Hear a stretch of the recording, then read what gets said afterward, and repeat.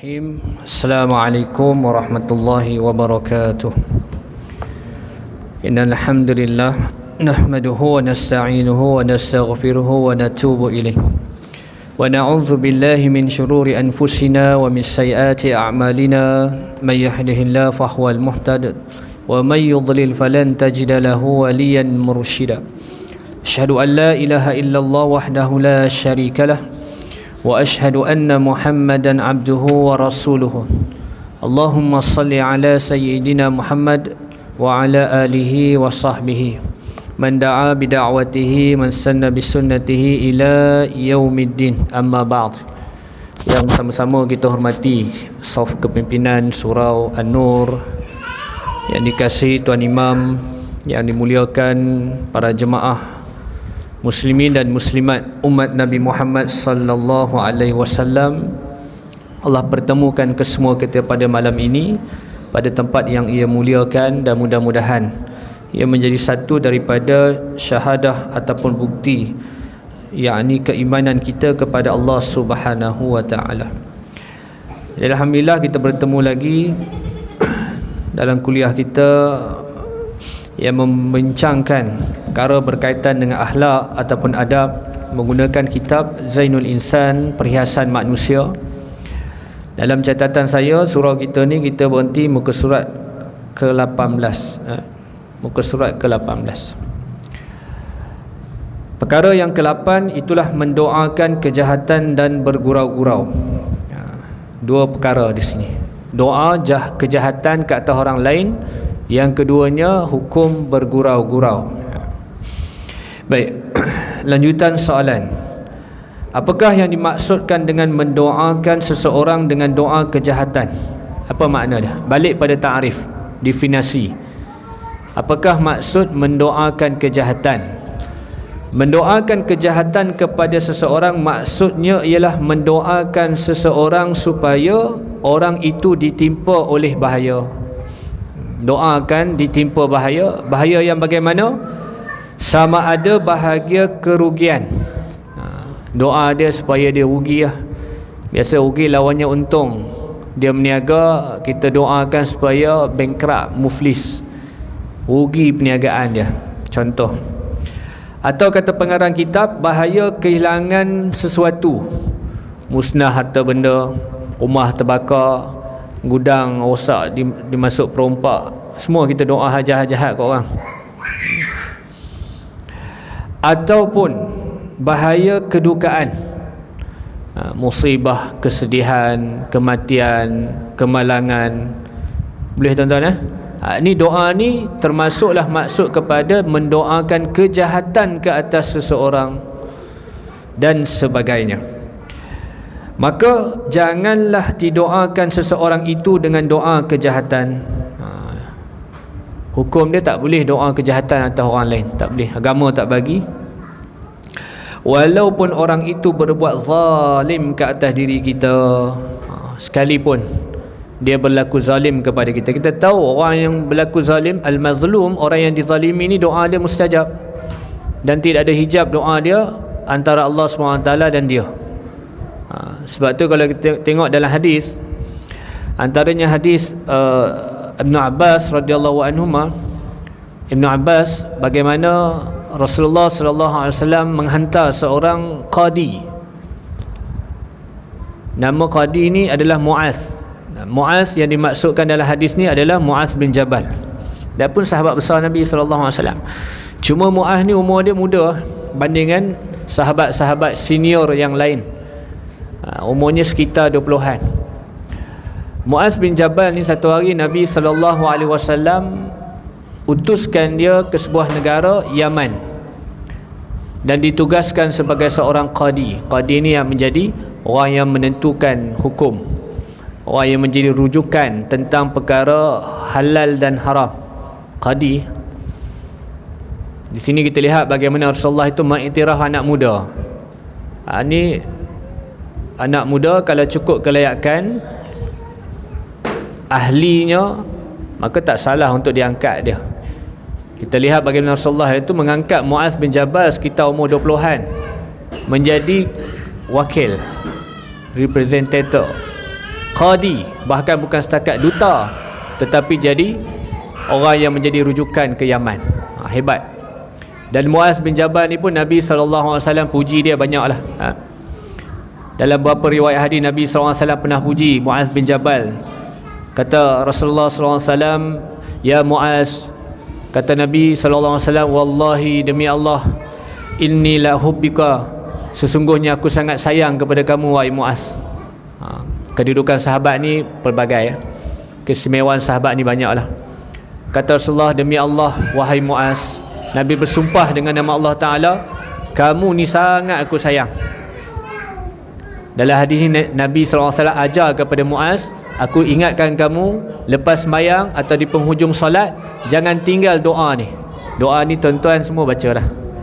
Kadang baca, kadang tak baca. Hak siapa biasa amal, ini doa yang Nabi SAW pesan sungguh pada Muaz bin Jabal, jangan tinggal lepas sembahyang atau penghujung solat baca doa ni.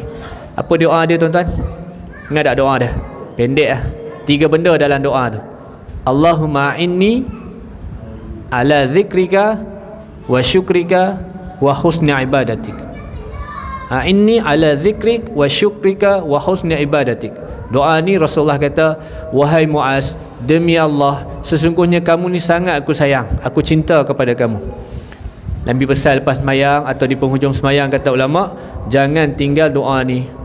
Wahai Allah, bantulah aku dalam mengingati kamu, zikir kepada kamu. Wa ala syukrik, dan dalam mensyukuri, terima kasih pada kamu. Syukur dengan taat, tinggal maksiat, lakukan segala perintah Allah Ta'ala. Lidah ini tak kering daripada mengucapkan kalimat tahmid, puji Allah SWT. Wa husni ibadatik, dan baik dalam ibadah kepada kamu. Ini doa Muaz bin Jabal, Nabi puji dia lah. Di antara manusia ni, sahabat-sahabat Nabi ni semua Nabi puji. Abdullah bin Abbas, doa yang Nabi ajar kepada Abdullah bin Abbas ni sampai hari ni kita amal. Nabi puji Abdullah bin Mas'ud ni, anak-anak muda belaka ni. Sebab tu anak muda ni jangan rasa belum sampai masanya. Dah sampai, kita ada kebolehan kita naiklah ke depan memimpin masyarakat. Tak salah. Kerana Nabi juga memberi ruang yang besar kepada anak-anak muda. Bukan 30-40 macam kita, 20-an. Itu kelebihan Muaz bin Jabal. Dan Nabi SAW juga pernah puji Muaz di hadapan para sahabat yang ramai. Kata Rasulullah SAW, a'lamhum bil halali wal haram Muaz bin Jabal. Ketahuilah yang paling alim di kalangan kamu tentang perkara halal dan haram. Nabi sebut secara spesifik nama ni, Muaz bin Jabal. Muaz bin Jabal. Ini kelebihan orang yang faqih, yang tahu hukum hakam. Anak muda 20-an. Sebab tu layaklah dia menjadi qadi oleh Nabi SAW, hantar ke Yaman. Dan para sahabat kawan-kawan dia pun puji dia juga. Antaranya Abdullah bin Mas'ud, kata kunna nushabbihu bi Ibrahim. Dulu kami selalu samakan Muaz ni dengan Nabi Ibrahim. Bukan sama dari segi fizikal. Sebab Abdullah bin Mas'ud ni pun, kalau kita tengok fizikal dia pun istimewa lah berbanding dengan sahabat-sahabat yang lain. Dia kata kami dulu selalu samakan Muaz ni dengan Ibrahim alaihi salam. Sama macam mana tu? Yang pertama kerana dia suka mengajar ilmu. Yang kedua kerana Muaz ni satu orang yang sangat taat dan akur pada perintah Allah Subhanahu Wa Taala. Ini kelebihan Muaz. Abdullah bin Mas'ud selalu sebut benda ni. Dulu kami selalu samakan Muaz ni dengan Ibrahim alaihi salam. Abdullah bin Mas'ud pun serupa juga. Dia satu orang sahabat, badan dia kecil lah. Biasa baca kisah dah kan. Kalau dia berdiri tu sama dengan sahabat lain duduk. Pernah satu hari dia panjat pokok. Dia nak ambil kayu nak buat siwak ni. Dia kalau buat siwak ni, kayu yang paling terutama kita nak guna ni, yang paling afdal adalah kayu daripada pokok arak. Alif ra alif qaf kaf, arak. Bukan arak minum tu, kayu arak tu. Tak ada kayu arak tu jatuh pohon zaitun. Tak ada pohon zaitun jatuh pelepah tamar. Tak ada lagi turun lagi sampai ulama mengharuskan penggunaan buruh gigi. Jadi sahabat ni Abdullah bin Mas'ud ni dia panjat pokok. Panjat pokok, nampak dua betis dia kecil, kurus. Orang dia kecil lah, kurus. Sahabat tengok, sahabat yang lihat tu dia tertawa. Sahabat ni tertawa. Biasalah manusia lah, bila tengok benda yang lintas nampak lucu sikit, ketawa lah. Melihat perbuatan sahabat ni tertawa, apa kata Nabi sallallahu alaihi wasallam? Nabi kata, ketahuilah timbangan dua betis dia, ini Abdullah bin Mas'ud itu, lebih berat daripada gunung Uhud. Masya-Allah tuan-tuan. Betapa Rasulullah sallallahu alaihi wasallam memuji Abdullah bin Mas'ud walaupun fizikal dia macam tu. Dia satu orang sahabat yang mana ketika Islam tu, dakwah itu secara terang-terang di Mekah. Lalu di kalangan sahabat ni, siapa yang berani membacakan ayat-ayat Allah di hadapan pemimpin musyrikin Mekah di Kaabah? Kerana ketika itu Kaabah itu dikuasai oleh pemimpin musyrikin Mekah. Tak ada orang lain, orang kecil inilah pergi, Abdullah bin Mas'ud. Tapi imbalan dia besar lah, dia kena pukul sampai sahabat lain selamatkan dia. Kemudian dia kata, kalau dipanjang ke umur aku, esok aku nak buat lagi. Ni kelebihan sahabat. Muaz bin Jabal pun serupa itulah. Jadi Rasulullah sallallahu alaihi wasallam hantarlah Muaz bin Jabal ni. Dalam hadis menyebutkan bahawa Rasulullah menghantarkan Muaz bin Jabal ni ke sebuah negara, iaitu di Yaman. Dan di situ dia bertugas sebagai qadi. Apa yang berlaku kepada dia? Nabi pesan, qala lahu, Nabi kata kepada Muaz bin Jabal, innaka ta'ti qauman ahlal kitab, nanti akan datang kepada kamu satu kaum, golongan, iaitu ahlul kitab. Siapa dia ahlul kitab dalam hadis ni? Iaitu golongan Nasara, di kalangan Nasrani. Mereka beriman tak? Mereka tak beriman. Ini hadis ni zaman Nabi SAW. Apa hujah mereka tak beriman? Nabi kata kepada Muaz, nanti bila sampai Yaman, kamu jumpa satu kelompok ahlul kitab, mereka ni tak beriman. Nabi kata, pesan pada mereka, fad'uhum, dakwah kepada mereka, seru kepada mereka, ila syahadati an la ilaha illallah wa anni rasulullah. Ajar kepada mereka, dakwah kepada mereka, minta pada mereka supaya bersyahadah tiada Tuhan yang layak disembah melainkan Allah, wa anni rasulullah, kata Nabi, dan aku ni bagi tahu mereka utusan Allah. Maknanya dalil menunjukkan bahawa ahlu kitab ni tak beriman waktu tu. Kemudian setelah mereka beriman, kata Nabi SAW, fa inhum ajabuka, kalau mereka taat dengan seruan kamu, fa'alimhum annallaha qad aftarda alaihim khamsa salawatin fi kulli yaumi wa lailah. Dah beriman dah, bersyahadah dah, bagi tahu mereka bahawa Allah Ta'ala telah memfardukan ke atas mereka semayang 5 waktu sehari semalam. Ini perintah semayang. Perintah solat ni perintah yang paling utama. Bila Nabi dakwah satu kaum, satu kelompok, satu kerajaan negara ataupun raja, antara perintah selepas mereka syahadah, iaitu Nabi suruh mereka sembahyang solat. Dan kata Nabi SAW kepada Muaz, fa inhum ajabuka lidzalika fa'lam annallaha qad aftarada alaihim sadaqatan fi amwalihim tu'khadhu min aghnianihim wa turaddu ala fuqaraihim fa inhum ajabuka lidzalika. Kata Nabi SAW, lepas mereka dah masuk Islam, suruh mereka semayang. Kalau mereka taat, mereka semayang, bagi tahu kepada mereka Allah telah memfardukan sadaqatin, iaitu zakat, kepada mereka atas jalan Allah Ta'ala daripada harta-harta mereka. Kita nak masuk pada yang zalim tadi. Di hujung hadis ni Nabi sebut tentang orang yang mazlum, orang yang dizalimi. Kalau kita lihat pada ayat, pada hadis ini adalah hadis berkaitan dengan hukum, iaitu ambil zakat daripada orang Islam dan agihkan zakat hanya kepada orang Islam. Hadis ni sebab ada pandangan yang mengatakan boleh zakat ni kita agih kepada orang bukan Islam. Tetapi dalam hadis ni majoriti para ulama, zakat yang diambil pertama sekali daripada harta orang kaya yang Islam.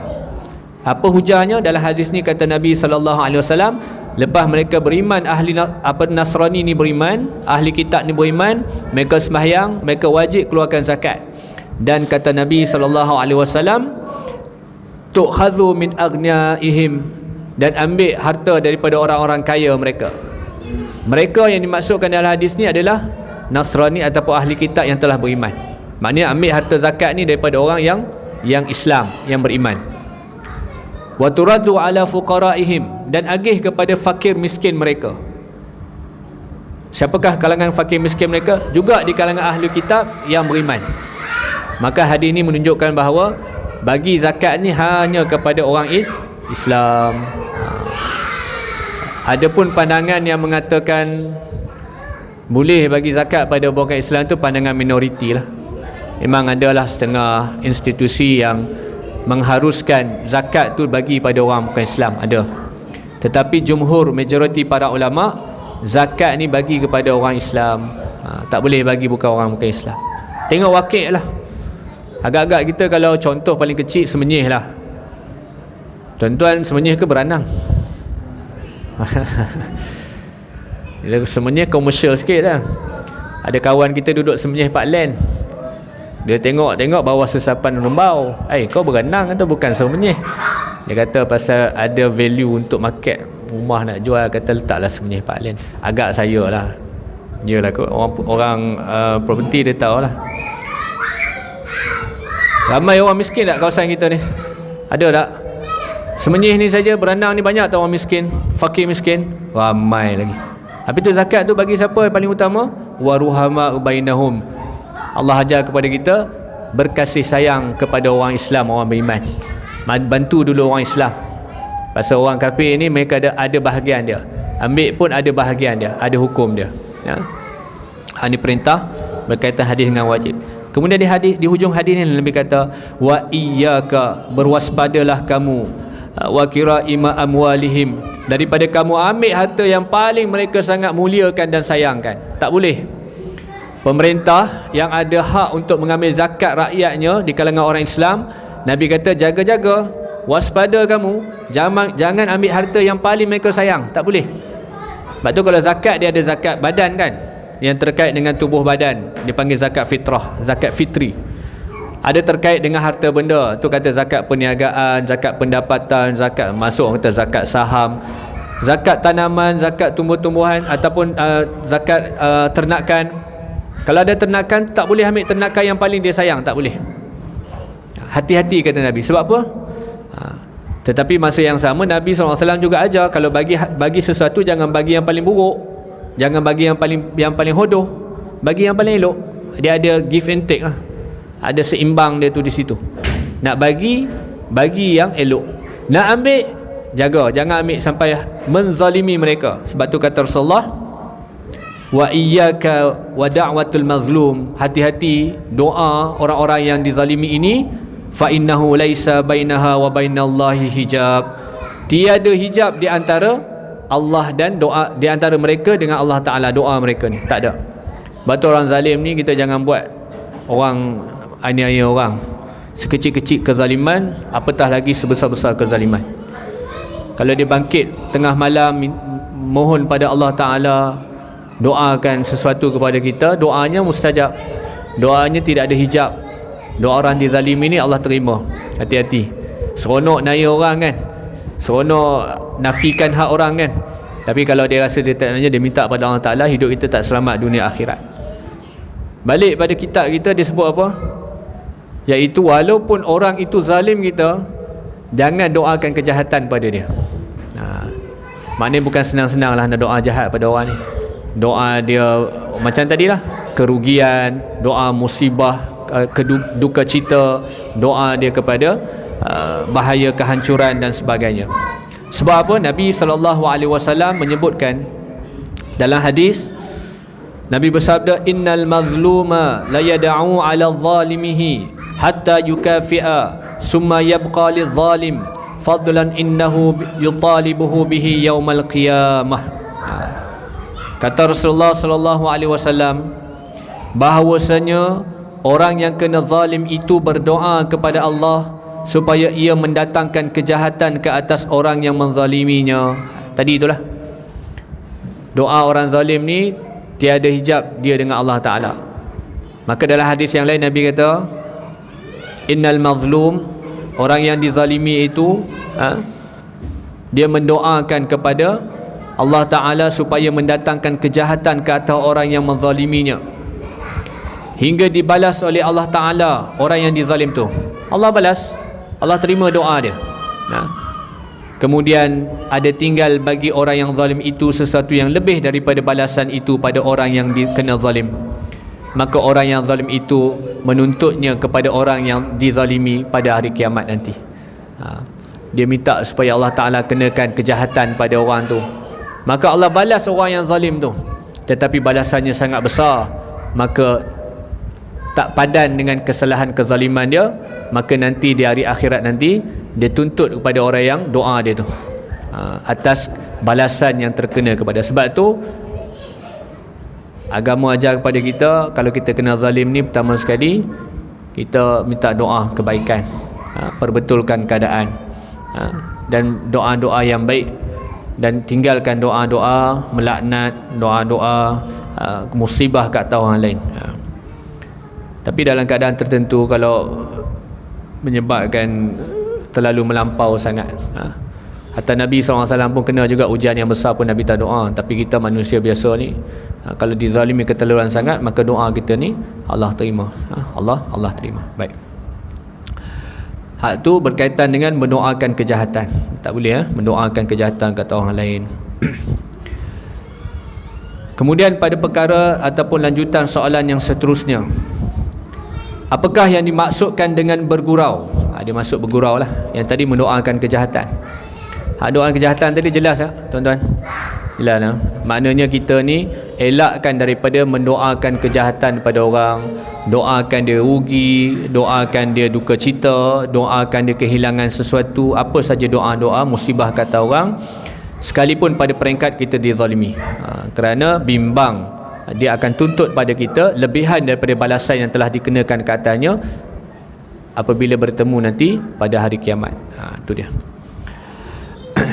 Lanjutan soalan, apakah yang dimaksudkan dengan bergurau? Maksud bergurau itu adalah seperti berikut. Yang pertama, ada 3 istilah bergurau ni. Dia ada 3 peringkat. Kata ustaz, apa salahnya bergurau? Sunyilah hidup tak bergurau je. Agama raikan bergurau. Cuma ada syarat je lah. Yang pertama, bergurau dalam bahasa Arab dinamakan sebagai al-mizah. Hak tu bergurau biasa, al-mizah. Yang kedua, mengejek dalam bergurauan. Dia masuk peringkat dalam gurau tu dia ejek. Dia tengok orang, dia tengok kawan tu belakang dia petik air. Dia kata kau ke tengah sikit. Dia nak samakan kawan tu dengan besar petik air. Dia nak ejek kawan tu badan besar. Ataupun kat tempayan ke. Tu mula masuk peringkat bergurau untuk tujuan mengejek. Hal ni dalam bahasa Arab dipanggil sebagai as-sukhriyah. Kemudian yang ketiganya, menghina dalam pergurauan. Bergurau, mengejek, kemudian menghina pula orang dalam gurau dia. Ramai niat dia gurau je, alasan dia gurau, bukan niat dia gurau. Alasan dia gurau tapi dia hina orang. Alasan dia gurau tapi dia ejek orang. Sebab tu 3 benda ni elaklah. Yang pertama, keluar perkataan-perkataan yang tak baik dalam pergurauan. Yang keduanya iaitu elakkan daripada parali orang, sinis dengan orang.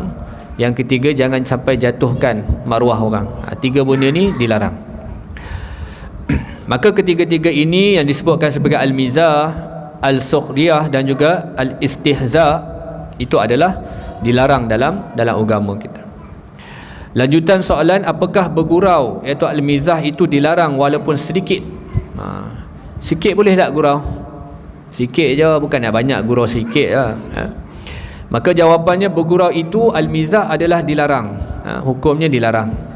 Seperti sabdaan Nabi SAW, la tumari akhaka wa la tumazihhu. Jangan engkau berbantah dengan saudaramu. Satu yang kita belajar dalam kuliah lepas, yang kita bincangkan, maknanya berbantah-bantah perkataan orang. Dan jangan bergurau akan dia. Tak boleh. Tapi kata ulama, tetapi pergurauan yang sedikit itu diharuskan. Sikit-sikit bolehlah berpada-pada bergurau. Ini perintah yang menyebabkan akibat antaranya kita sebut nanti hati mati, membawa kepada derhaka kepada Allah Ta'ala. Ini disebutkan oleh ulama. Diharuskan tetapi sedikit. Apakah pandangan Imam Ghazali dalam perkara ini? Tengok apa kata ulama. Antara rujukannya adalah Imam Ghazali sebut juga tentang perkara ini. Kata Imam Ghazali berpendapat bahawa pergurauan yang ditegah oleh syarak itu ialah pergurauan yang berlebih-lebihan. Itu maksud dia. Boleh bergurau ni, yang ditegah dalam syarak apa dia? Berlebih-lebihan. Lepas tu ada orang tegur dulu kan, Lagi-lagi bulan puasa ni nak bagi orang seronok celik mata tengok TV, buat rancangan gelak je. Hiburan lawak je. Nanti orang kata kecam pula. Tak, bukan maksud dia sungguh. Maknanya ada batasnya lah. Sampai orang tengok sampai tak tidur, dia nak sahur, dia tengok lawak lah supaya celik mata kan. Kalau tengok drama ke apa, tidur. Tengok lawak-lawak, saya tak sebut lah mana-mana rancangan, faham kita lah mana-mana pun. Sampai 2-3 pagi tak tidur sebab nak sahur je. Lalu dia tengoklah cerita untuk berlawak. Imam Ghazali kata, pergurauan yang ditegah oleh syarak itulah pergurauan yang berlebih-lebihan. Yang mana bila berlebih-lebihan, dia akan membawa kepada tertawa yang banyak. Banyak ketawa kan. 24 jam kita ni banyak ketawa daripada siapa yang banyak ketawa di dunia, esok akhirat banyak menangisnya. Sedangkan perbuatan tertawa yang banyak itu boleh membawa kepada perkara-perkara berikut. Apa akibat kepada banyak sangat ketawa ni? Yang pertama, mematikan hati. Ni kata siapa? Imam Ghazali kata, boleh bergurau tu boleh, tetapi jangan berlebih-lebihan sangat. Kerana apabila berlebihan, maka banyaklah tertawanya. Dan apabila banyak tertawanya, kata Imam Ghazali, boleh membawa kepada pertama, mematikan hati. Sebab tu kalau orang pelajar-pelajar yang khusus fokus untuk menghafaz Quran, guru-guru akan elakkan terlalu banyak cakap benda-benda yang lara dan terlalu banyak berhibur-hiburan. Termasuklah iaitu bergurau-gurau yang keterlaluan. Yang keduanya kata Imam Ghazali, menggelapkan hati. Dan yang ketiganya terkadang membawa kepada derhaka. Nak gurau sangat. Orang lelaki pakai tudung, boleh tak orang lelaki pakai tudung? Gurau je, bukan betul-betul pun. Menyeprai perempuan tak boleh. Habis bila yang bolehnya? Kat dalam rumah boleh lah. Contoh dia, isteri dia pergi kedai, tinggal anak kecil dia ni. Anak kecil ni bukan boleh kira tu kan. Dia nak mak dia je, dia tak mau ayah dia. Orang perempuan pula, orang rumah kita pula pergi kedai, bukan macam kita. Apa yang disuruh beli, itulah kita beli. Balik itulah, tak ada tambah-tambah. Kalau boleh dia nak spot check kedai tu. Dia nak tengok benda baru, apa yang ada atas mari dia buka semua. Lama lah tinggalkan kita dengan anak kecil. Tinggal anak kecil tu menangis. Macam mana nak pujuk, tak boleh jalan. Dia nak mak dia juga. Lah kita pergi kat almari, ambil tudung mak tu kita pakai macam mak, macam bini kita. Senyap budak tu. Dia dalam rumah tu boleh lah. Boleh. Itu dibenarkan. Tapi kalau buat keluar, bawa jadi bahan jenaka, tak boleh. Menyertai perempuan. Hati-hati.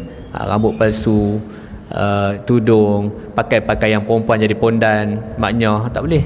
Nama tak lagi. Dalam rumah buat api. Sebab ada yang diharuskan, antaranya menghiburkan kanak-kanak. Boleh. Dan memang fitrah kanak-kanak ada, dia suka orang yang seronok. Kita ulang balik. Yang pertama, matikan hati, kata Imam Ghazali. Yang kedua, menggelapkan hati. Dan yang ketiganya, terkadang membawa kepada derhaka. Ini akibat terlalu banyak bergurau. Terlalu banyak bergurau. Lanjutan soalan, bagaimana bentuk gurauan yang diharuskan itu? Maknanya kalau boleh bergurau, gurau yang bagaimana ni agama bagi ni? Jawapannya, bentuk gurauan yang diharuskan itu hendaklah mengandungi 4 unsur penting. Jaga 4 ni, bolehlah nak bergurau. Yang pertamanya, hendaklah sedikit, iaitu sekira-kira hajat sahaja. Kadang kita jumpa orang, dia mungkin tengok air muka kita ni macam garang je. Macam kita ni bukan garang, bukan tak mesra. Memang kita dilahirkan dengan wajah macam tu. Orang tengok air muka kita ni tak berapa nak senyum, tapi kita baik. Air muka je. Jadi nak bagi hilang perasaan daripada kita tu, kita gurau lah sikit. Nampak dia senyum, selesailah gurau tu, jangan lebih-lebih. Macam tu lah maksud dia, contoh dia. Boleh. Dipanggil sebagai meraihkan gharib, orang asing. Orang yang tak kenal lagi. Nak bagi pandangan pertama tu, kita ni bagaimana. Itu boleh. Hendaklah sedikit, iaitu sekira-kira hajat saja. Ada orang buat prank. Prank ni apa? Prank ni gurauan kebudak-budakan. Betul tak? Definisi prank ni, Gurauan yang kebudak-budakan. Memang sungguh kadang melampau gurauan tu. Ada saya tengok baru ni, kita pun nak tengok tergelak tuan-tuan lah. Tapi jahat lah. Dia pergi satu supermarket tu, dia tanya orang, dia tanya soalan dia senang lah. Kawan tu pun jawab lah. Bila dia jawab, dia kata betul, kamu menang satu hadiah. Dia bagi satu hadiah tu mahal dekat supermarket. Dia macam tak percaya. Dia kata betul ke? Betul, kamu menang. Sebab apa saya dapat? Sebab kamu jawab betul. Dia macam tak percaya, soalan senang. Kawan tu ambil lah hadiah tu. Yang tanya tu hilang dah. Bila dia nak keluar kat scanner tu, tuan-tuan, bunyi scan tu. Maknanya benda tu bukan dia beli pun, dia saja nak gurau kawan tu, dah kena aniaya dah kawan tu dekat security guard depan tu. Ingat dia bawa keluar benda daripada supermarket tu. Melampau tak gurau macam tu? Melampau lah kan. Kalau jumpa kawan buat tadi, rasa kena pukul rasanya. Tapi tuan-tuan jangan buat lah. Jangan buat. Dapat idea lah malam ni nak kena kawan, jangan. Kesian kawan, nanti orang ingat dia pencuri. Orang tengok ni pencuri ni, ambil barang. Dia pun tak boleh buat apa, benda tu dalam poket dia. Dia ingat hadiah, kawan tu bagi. Tu hati-hati. Yang keduanya, yang diharuskan, kadang-kadang bukan selalu. Samalah tu, bukan selalu gurauan tu. Sekali-sekala boleh lah. Tidak berterusan. Dia akan menghilangkan juga pandangan hormat orang kepada kita. Semua benda nak bawa berlawak, mana yang betulnya kan? Macam kita dengan anak-anak kita, kalau kita asyik berlawak dengan anak kita, bila anak kita nak pandang kita dari sudut kita ni satu orang ayah yang dihormati kan? Ayah ni macam Mr. Bean, dia kata habis lah. Ayah cakap apa pun tak jadi lah. Dia ingat ayah ni macam dalam TV, awak buat lawak tu. Ayah ada masa tegas, bab semayang tegas, bab baca Quran tegas, bab belajar tegas. Bab dia nak seronok anak dia, dia gurau-gurau lah dengan anak dia. Takkanlah 24 jam kita nak garang anak kita, tak boleh. Tak boleh, tak jadi. Ataupun untuk menyukakan hati atau menjinakkannya. Macam tadilah, nak bagi orang mesra dengan kita, nak bagi orang rapat dengan kita, bagi orang seronok dengan kita lah. Kita ni kalau cakap pun kasar, bahasa pun kita pun, suara pun garau sangat kan, orang pun, yalah, manusia kan, bila tengok orang dia kata tak sesuai dengan aku pergi. Waktu orang tua-tua dulu pun kadang-kadang sampai dalam masjid pun gurau. Saya ingat waktu saya kecil tu, kalau di kampung, kalau belah mak saya di Negeri Sembilan tu, ada, kita tak mention nama pakcik, tak ada lah, tapi dia ni satu orang yang lucu lah. Dia kalau jumpa budak-budak macam ni, pertama sekali dia tanya, dah sunat ke belum? Dah sunat tak apa tuan-tuan, dia kata nak tengok telur, dia kata. Tu pakcik nak semayang tu. Time zikir kadang dia buat. Tu belum lagi kalau tengah nak masuk saf tu, dia main cucuk. Tua dah tuan-tuan, umur dah berapa dah. Dia cucuk kawan sebelah, terkejut kawan tu, cucuk kawan sebelah. Dia bergurau sampai nak semayang pun bergurau. Ni kita bimbang. Tu ya. Bukan kata pakcik tu, kan pakcik tu seronok lah dia kan, nampak orang ceria, tapi ada waktunya. Ni nak sembahyang dah, imam dah nak solat dah, dia datang dia pergi cucuk kawan sebelah dia, sama umur dengan dia, cucuk kawan sebelah. Kejut lah, kawan tu pun dah tua. Jadi kita budak-budak waktu tu tengok, kita ingatlah sampai sekarang. Betul tak?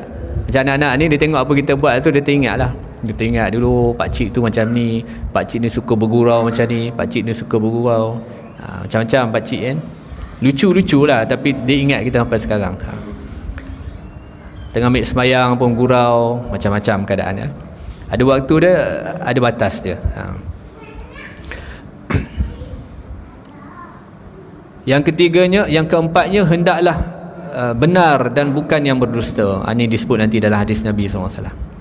Gurau tu kena gurau yang betul, dan bukan gurau yang membawa kepada bohong, dosa, dusta. Lanjutan soalan, beri contoh mengenai gurau yang harus. Jawapannya, contohnya adalah seperti berikut. Yang pertama, berkata Al-Imam Al-Ghazali bahawa pergurauan yang sedikit itu yang dilakukan kadang-kadang, tidaklah mengapa. Kadang-kadang sedikit gurau itu, Imam Ghazali kata diharuskan, tak mengapa, buatlah. Istimewa berserta isteri atau mahram dan kanak-kanak, lebih lagi kepada anak bini kita. Tuan-tuan, Dengan kawan bukan main huha kan. Balik rumah jadi singa, baju rimau. Panggil isteri pun hoi tak boleh lah. Baik Imam Ghazali kata gurau lah, terutamanya mahram, terutamanya isteri kita, terutamanya kanak-kanak, anak-anak, gurau boleh. Kalau kat sekolah pun kalau kita tengok, kalau cikgu tu garang sangat, bukan budak suka. Tadi kawan kita tegur mana seorang tadi, nak kena marah budak main kan. Kat budak jujur tuan-tuan, dia jawab kalau cikgu macam tu kat sekolah, dia dapat anugerah cikgu paling garang lah hujung tahun. Itu wajib dah dapat kat cikgu tu. Tapi adalah juga kebaikan dia. Nak bentuk disiplin budak ni bukan boleh nak gurau, tak boleh. Tapi kalau garang saja budak ingat. Tok Siak garang. Sini Tok Siak garang tak? Tak garang. Ni kalau saya dulu waktu kecil ni, budak-budak macam ni, innalillahi wa inna ilaihi raji'un tuan-tuan. Dia tak buat depan mak bapak pakcik-pakcik ni, dia bawa tepi tu. Tengok. Ada pakcik tempat surau saya dulu tu, dia ambil budak tu kurung dalam bilik store kecil. Dia kurung. Zaman saya kecil tu, dia panggil semua, dia pulah telinga sorang-sorang dekat luar. Orang lain bukan nampak. Pasal dia berlari dalam masjid tu. Sini siap dia, okey. Alhamdulillah. Sebab kadang-kadang ada pakcik-pakcik ni, di sini yang veteran tak ramai tu. Dia makan ubat. Bila makan ubat, dia jadi lain. Kalau ada budak-budak ni, dia tak boleh. Dia akan jadi terganggu. Tapi sini muda-muda dia bertahan. Sampai isyak ni dia bertahan, insyaAllah. Tapi yang pakcik-pakcik tempat saya tak boleh. Surau saya tak boleh. Pakcik-pakcik ni, yang buat pun pakcik-pakcik juga. Lagi dia angkat budak tu, dia pergi bawa belakang. Dia bukan nak pukul, dia cuma nak bagi gerun, nak bagi ingat je, tu je. Jadi kata Imam Ghazali, buatlah dengan mahram kanak-kanak, gurau-gurau. Kerana hendaklah menyukai hati mereka. Ini perintah agama bagi anak isteri kita seronok dengan kita. Kejadian seperti itu telah diriwayatkan ada dilakukan oleh Nabi SAW. Tetapi baginda bersabda yang bermaksud, aku tidak bergurau, aku tidak berkata melainkan perkara yang benar. Nabi beritahu, gurauan Nabi benar. Seperti yang disebut dalam hadis yang masyhur yang kita selalu sebut kot.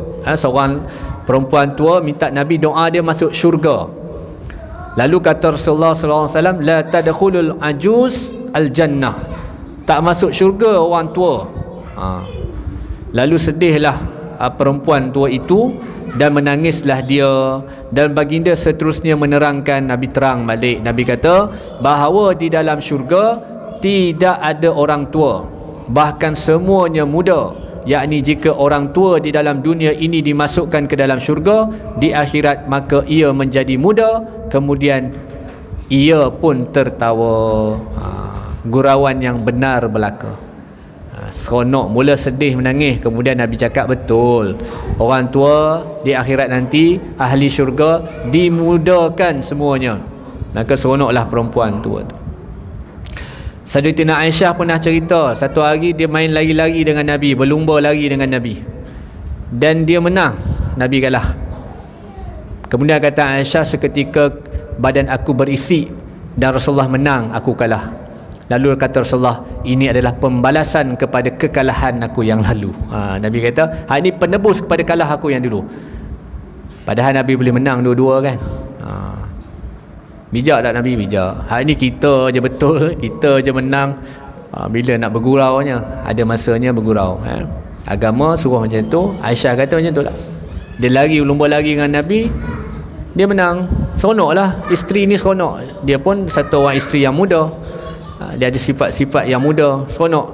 Kemudian bila berisik badan dia, Nabi SAW menang. Kata Nabi, ni penebus kekalahan yang dulu. Menyeronokkan, menggembirakan. Itu agama suruh lah macam tu.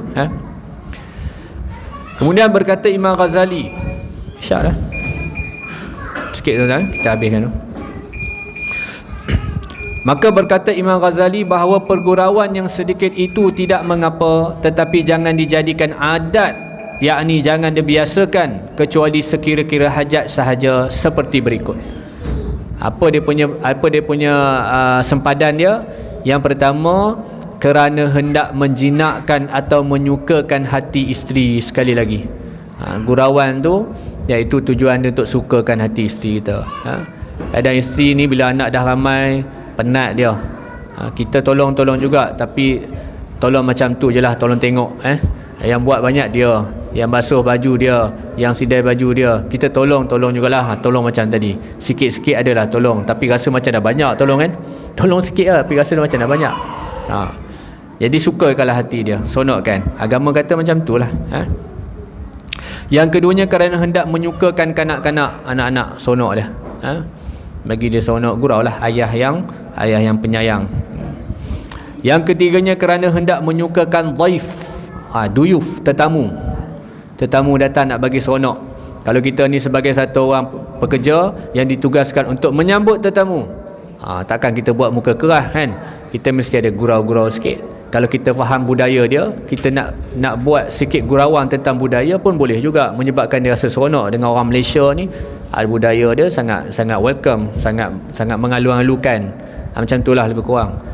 Ini saya pergi satu negara tu, dia tak berapa mesra tuan-tuan. Di airport dia tu dia agak macam tak mesra lah dengan orang-orang luar ni, pun tak elok juga. Jadi kita punya pandangan awal kita, mungkin tak duduk lama, pandangan awal saja kata-kata diorang ni tak bagus lah, tak mesra. Kita akan bergampan macam tu lah. Lepas tu kata Imam Ghazali, kerana hendak menyukakan tetamu, buatlah gurau, biar dia tersenyum. Yang ketiganya kerana hendak bermesra dengan orang gharib, orang asing, orang yang kita tidak kenal. Ni kita duduk lama dah, 5-6 tahun kawasan ni, datang kejiranan baru, seorang dua, nak bagi dia seronok, nak bagi dia mesra, boleh gurau lah dengan dia. Jangan tengok ada orang bila ada pernah saya ada satu orang komplain, dia ni lama dah tak datang, lama lah kot, tak jarang datang surau ke, lama atau tak pernah datang. Tiba-tiba dia datang. Bila dia datang tu, dia komplain, lepas tu dia kata, inilah kali pertama dan terakhir saya datang surau. Kata kenapa? Sebab orang surau ni tengok saya ni atas bawah macam saya ni orang, nampak tak? Padahal orang tak macam tu kan, anggapan dia saja. Ada berlaku, ada. Dia kata macam tu, inilah kali pertama dan terakhir saya datang ke surau.